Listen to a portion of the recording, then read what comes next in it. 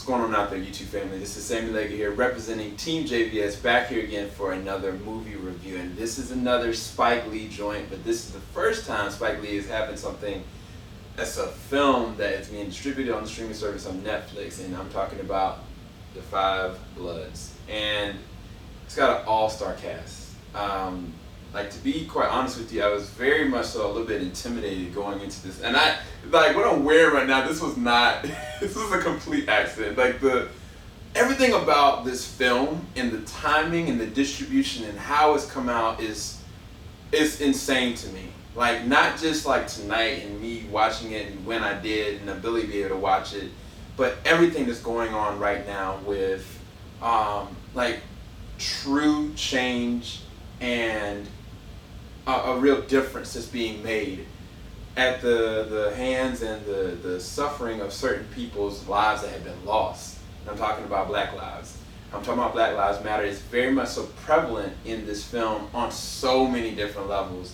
And this movie is very much so unapologetic about the history of what has been a lot of oppression, a lot of malicious intent, and still a lot of things that need to be changed, circumvented, and reformed.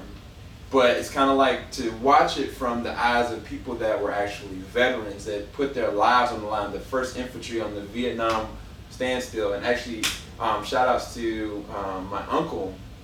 He actually served in Vietnam, and I think that this movie, I mean, on so many different levels. Once to me, I want to just give him a hug. I want to go and talk to him and just, you know, let him know that, like, I'm proud of him and I love him, and that, you know, him being alive today is an honor that I can look at and just in awe of. Because every single one of these different men in this movie, and I'll read the synopsis as best I can. I'm going to try to get through this review as best I can, but it's just so much to consume that I don't know how the world, let alone the United States, is going to be able to really grasp what's really going on, because there's so much imagery within this, because the atmosphere that they're around, they're going back into the jungle, they're going back into the war, and I think one of the lines that happened was that, you know, you go into war, but you realize that war never really ends.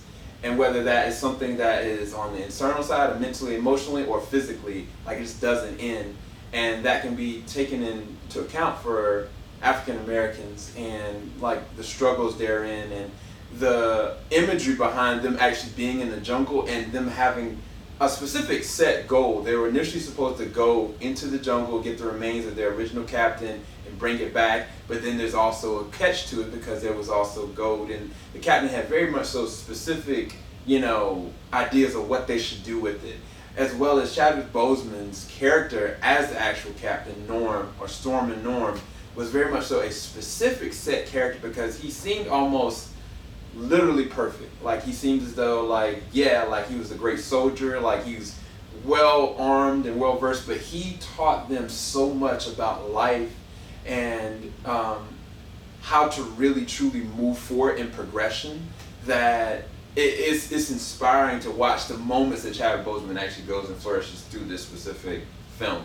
But the synopsis reads: 4 African American veterans return to Vietnam decades after the war to find their leader's remains and a stash of buried gold from Spike Lee. So, what did I think about this film? I thought it was amazing. I think that this film, on so many levels, was something that I did not expect. Because when you go into the opening of it, like, it starts off with this Muhammad Ali quote and interview, and then it starts to go down the lines of history. And I mean, when I talk about the lines of history, like, this is very gory, this is very in your face. And I know for a fact the Black Klansmen definitely showed a lot of imagery of present day racial discrimination and equal rights and protests and riots and casualties in between. But this shows the military side of the casualties and the unimaginable accounts of death and suffering and still malicious intent that's actually going on in the atmosphere. And this movie, just in the opening of it, like, it really throws you off, because then you're kind of brought to this moment where you don't even see a real introduction to the movie. It starts off with these older guys, and like it's really natural. Like it's like, oh, you know each other, like they're just talking, you know, they want to go, and you find out they're in Vietnam. You find out they want to go and get a drink together. They want to go and party. Like it just really kind of was like a really slow burn, but you could tell every single one of these men had specific things about them that were being held back, or they were nooses around the neck, no pun intended. But specifically, one of the standouts for this one, this to me is his best performance that he's done in his career. And I'm talking about Delroy Lindo. Delroy plays in this movie the role of Paul, and Paul was the closest to the leader, the squad leader, Norm, and he has an extreme case of PTSD. He is outside of his mind, and he cannot trust. He cannot emote. He doesn't know how to even truly communicate with people without going on full tilt, or the need that he has to go endanger somebody, or he feels as though his life is in danger and he's going to protect what's his.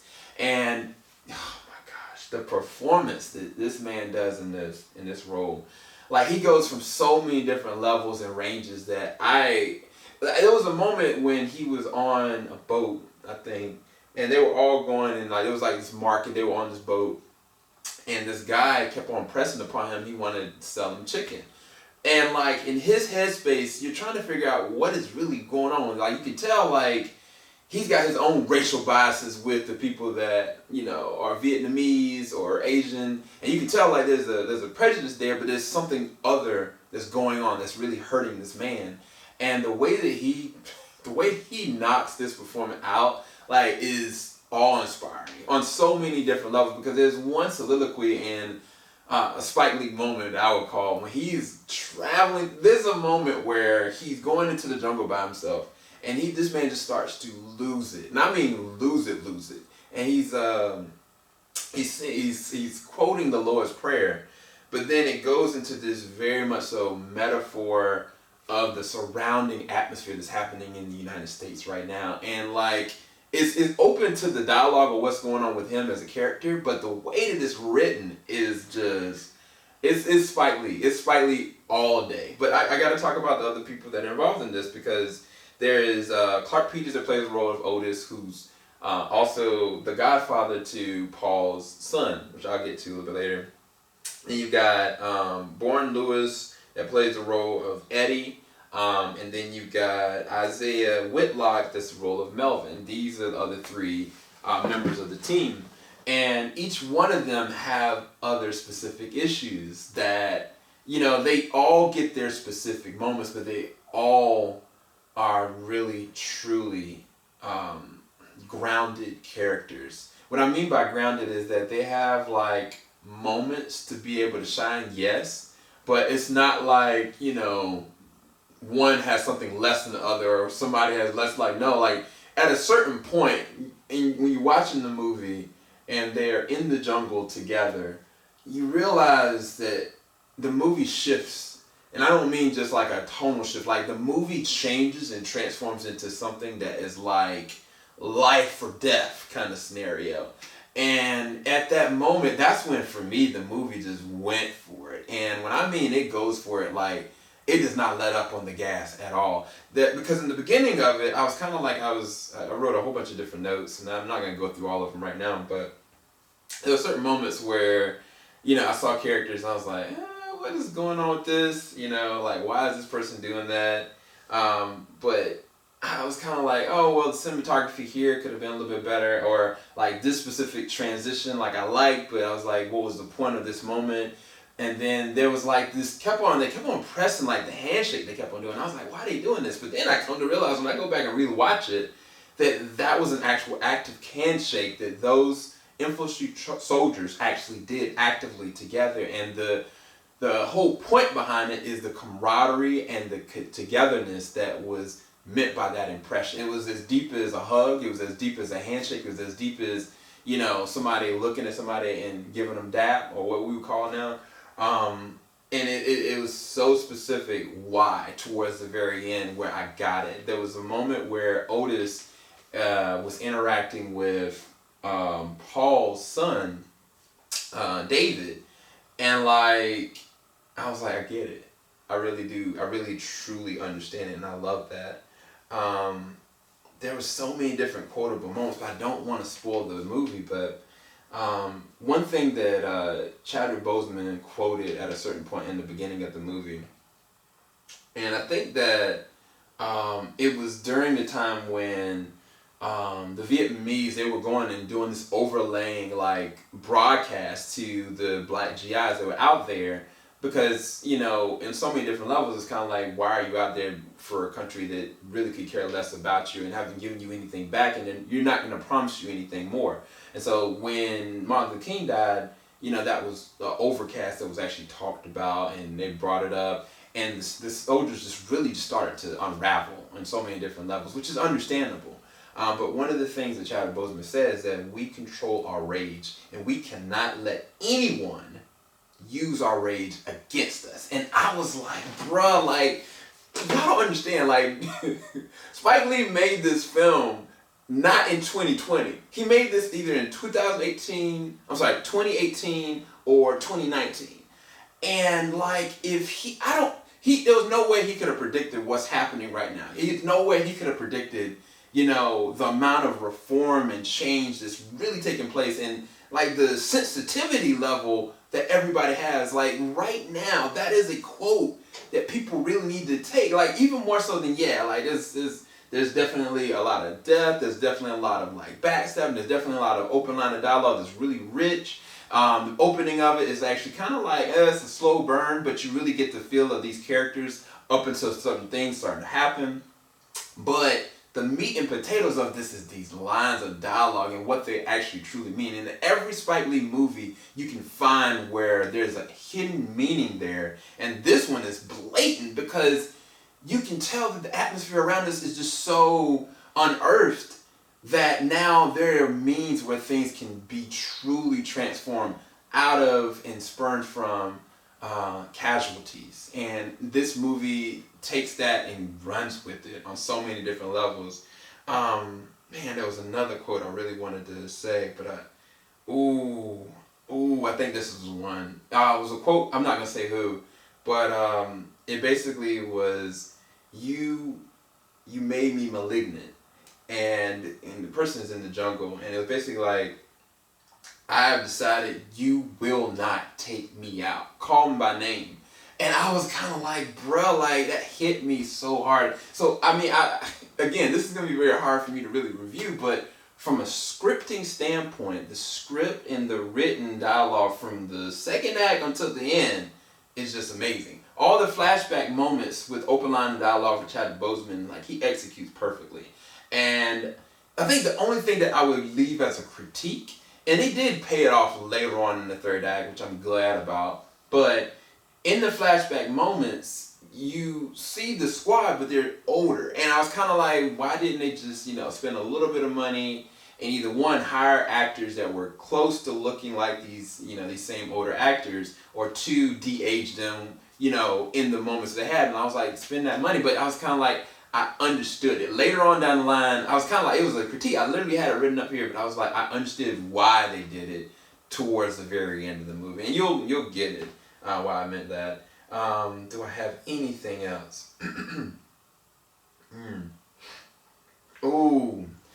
When the song selections for this are very good. In the beginning, the first opening, like I was kind of like, okay, I see this is gonna be very different. And in certain moments, again, the first act, I don't know if I really like as much the first act. I really don't, because I was kind of pondering certain things, and then like the actual actors they picked for it, I was kind of like thrown off, because I was like, you got my man Jasper Buchanan, who was played one of the KKK members of the Black Klansmen. And then my man that played Richard Jewell, what was his name? Paul Walter Hauser, he was in this too. And I was kind of like, oh, well, I see where this is going to go. But Spike, you smart dude, man. Like, they really do throw you through certain leaps. But anyway, as far as the music and the soundtrack is actually very good. But there is a specific song by Marvin Gaye. All I can say is Mother, Mother. When that song kicks off, the scene that progresses past that point, oh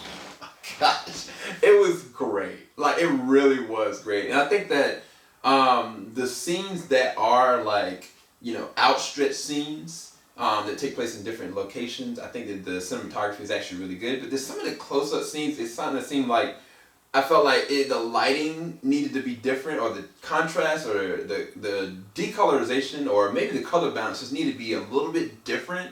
And I think it would have preserved a lot more of the richness of some of those moments. Because I think I was like, man, like, this is just such a plain scene, when I was like, this could easily just do some, you know, color balancing, and a lot of that would have been like solved. So as far as the pacing is concerned, I'm okay with the pacing, because it gave me a lot of payoff towards the second and third act. And again, the transition of the way that the movie actually shifts completely changed as well. But the beginning pacing, I really wasn't behind. I think it could have been done a little bit differently.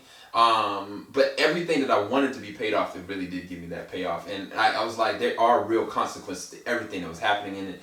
And I was just really ambushed by this film. I really was. I really am. And I don't think people are ready. I mean, I think it's good, and I think that they need to see it, but I don't think people are ready. I really don't. I don't even know what to give this a review number. I'm rested between a 9 and a 10. I'm going to leave it at a 9 out of 10, because I'm going to watch it again with my wife. If you guys want me to go more in detail with this, I do know that other critic friend, Lucas Moore, is going to be going and checking this out. So maybe we can go and have a back-to-back and have like a real in-depth conversation about this, more on a spoiler level. But definitely, you gotta go. Come Friday, June the 12th, go and check out The Five Bloods. You will not be disappointed. It is so relevant to right now. It is in your face. It is raw. It is rated R. It is unapologetic. And it's not just the fact that it's relevant. I think it is something that you need to see, so you can get every single look at the way that people's perspective could look at our situation right now, from a metaphorical standpoint and from a visceral standpoint, for those that are veterans and those that have gone through these different stages and those have those real injustice moments, even more so than what we could have imagined. So definitely go and check out The Five Bloods. I don't think you're going to be disappointed. And let me know what you guys think in the comment section below. Leave a like, hit that subscribe button, keep it locked. JVS, we ain't going to stop. Oh, man. I'm going to go to bed. Night, guys. Peace.